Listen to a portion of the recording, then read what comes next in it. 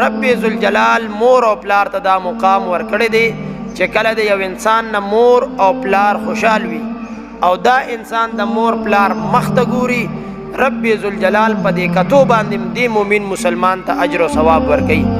او دا یو مقدم مومن مسلمان ته چې کله دې ښي طرف ته ګوري د روجماتي په وخت کې په درستخوان باندې مورم ناسته وي پلارم ناست وي او دې د مور او پلار صحیح معنو کې خدمت هم کړي، که دې خوا هم ګوري اجر او ثواب درته ملاویږي، که دې خوا هم ګوري اجر او ثواب درته ملاویږي.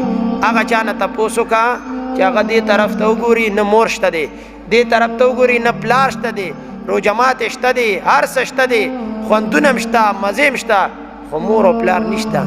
هغه اجر او ثواب نه مومن مسلمان محرومه پاتې دی چې د چا مور او پلار نشته. رب ذوالجلال دې زمونږ والدینو ته عمر دراز نصیب کی او د چا چې والدین د دنیا نه پرده شوي دي رب ذوالجلال دې کامل بخشش او مغفرت نصیب کی. ځکه امام اهل سنت فرمایي چې کم یو کس مور او پلار ته دعا کوي رب ذوالجلال رزق کې برکت اچي.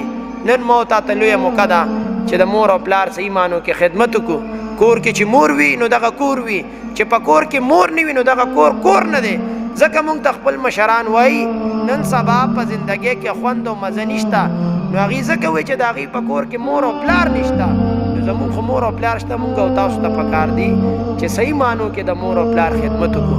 زموږ دا صدقې، زکاتونه، منډې، ترلې، دا خدمتونه دا اله پکارېږي چې مور او پلار رانه خوشحالي. که مور او پلار رانه خوشحاله وي رب رانه خوشحاله دی، خو که مور او پلار رانه خفه وي رب رانه خفه دی.